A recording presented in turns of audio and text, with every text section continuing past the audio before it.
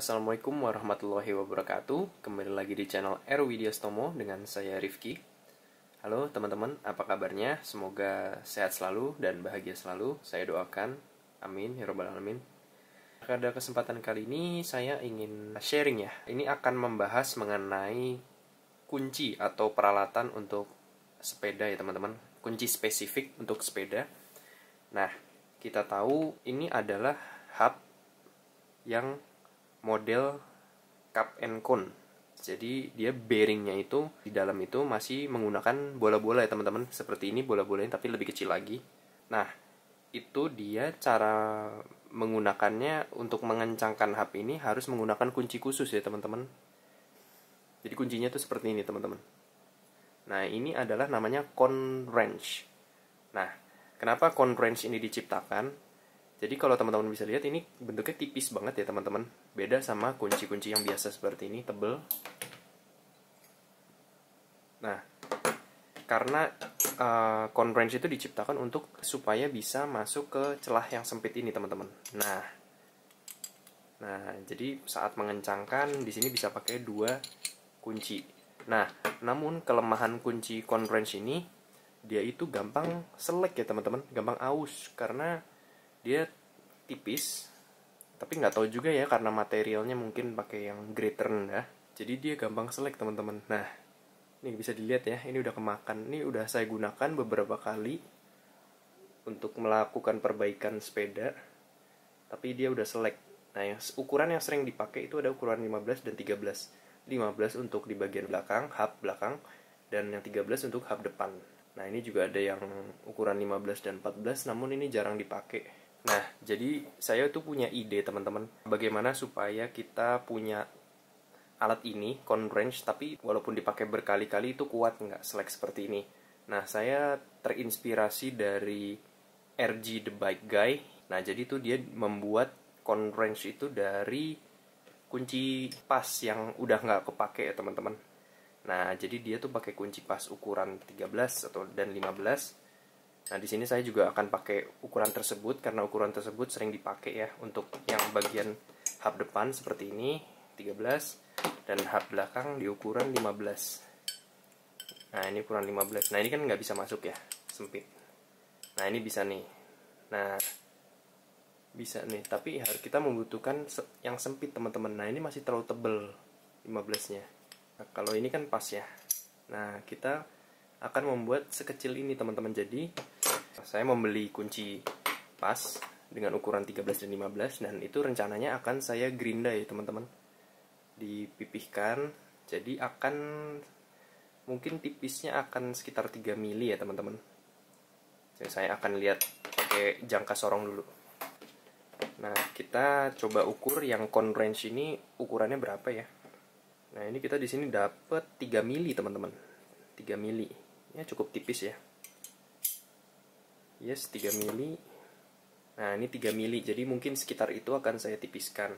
Sebetulnya sih nggak usah 3 mili. Yang penting bisa masuk ke celah sempit ini ya teman-teman. Nah, seperti ini. Yang penting bisa masuk. Nah, ini sebenarnya 3 mili masih kekecilan. Masih ada ruang, space. Mungkin 4 mili juga masih masuk ya. Nah, ini rencananya saya akan gerinda, pakai gerinda tangan ya, angle grinder. Nanti kita coba lihat hasilnya seperti apa. Nah, kunci yang saya beli ini ya kunci-kunci murah ya teman-teman. Merek ini saya nggak usah sebut ya. Ya, karena sayang juga kalau pakai merek bagus seperti ini ya teman-teman. Ya, merek-merek yang lumayan harganya. Nah, ini jadi saya beli khusus ini. Nanti akan saya gunakan untuk cone wrench ya teman-teman, untuk melakukan perbaikan-perbaikan pada free hub yang model cup and cone. Nah, nanti mudah-mudahan teman-teman bisa lihat cara pengerjaannya ya teman-teman. Nah, ini kan bagian free hub ya teman-teman. Nah, ini kalau pakai kunci 15 tuh dia nggak masuk karena kecil, harus ada lebih sempit lagi. Nah, ini berapa sih tebelnya kalau kunci pas biasa? Oh, 6 mili ya teman-teman. Ya, beda 3 mili, lumayan juga sama yang cone wrench ini. Jadi nanti kita akan ratakan dengan angle grinder. Nah, jadi kalau di online ya teman-teman, saya perhatiin untuk cone wrench seperti ini, kunci cone ini bahannya ya gitu gampang selek. Seperti ini nih, juga ada testimonial dari user yang membeli Conrange dengan merek lain, gunanya sama namun juga cepat selek. Jadi memang dapat disimpulkan kunci kon yang seperti ini tuh nggak awet ya teman-teman. Ya bisa dipakai 1-2, namun untuk sering juga pasti akan membeli lagi gitu. Saya juga pengalaman dulu pernah beli yang kayak gini nih. Oh itu udah cepet hancur ya teman-teman, kalah ininya Conrange-nya. Oke, langsung ke pengerjaannya aja ya teman-teman.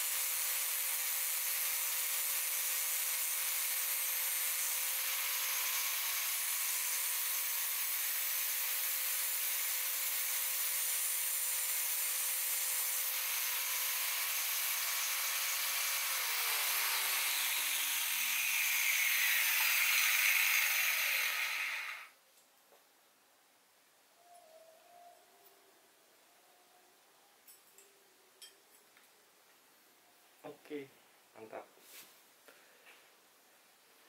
Nah teman-teman, kalau teman-teman bisa lihat, ini kan tempatnya sempit ya. Nah ini sekarang sudah bisa masuk teman-teman. Jadi Conrange-nya udah jadi ya.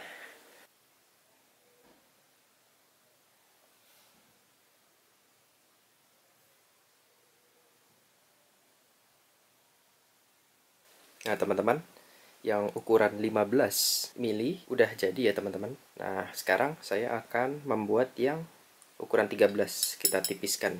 Ini untuk kon bagian belakang, hub belakang, ini untuk hub depan.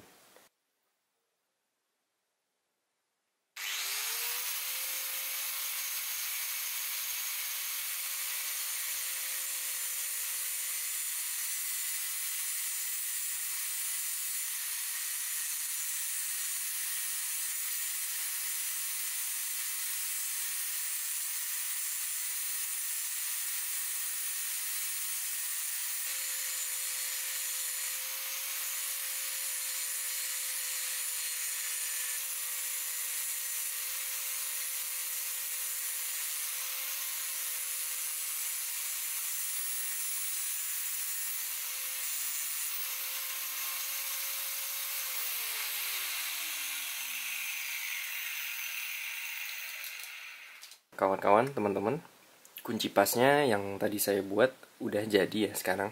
Ini yang ukuran 13, yang ukuran 13. Tuh, dia jadi lebih tipis ya teman-teman. Yang tadinya sekitar 6 mili, sekarang jadi cuma 3,5 mili teman-teman. Dan itu bisa masuk ya. Ini yang kunci 15, ini kunci 13. Ini dua-duanya udah saya tipisin. Nah ini kan ada, ini namanya cons ya teman-teman, cons bearing. Nah ini kan celahnya sempit banget ya teman-teman. Nah kita membutuhkan kunci yang sempit. Nah kita masukkan yang kunci 15 seperti ini. Nah ini kan masuk ya teman-teman. Nah terus nanti di sini kita biasanya pakai kunci 17 nanti kencenginnya buat kontranya. Dikencengin.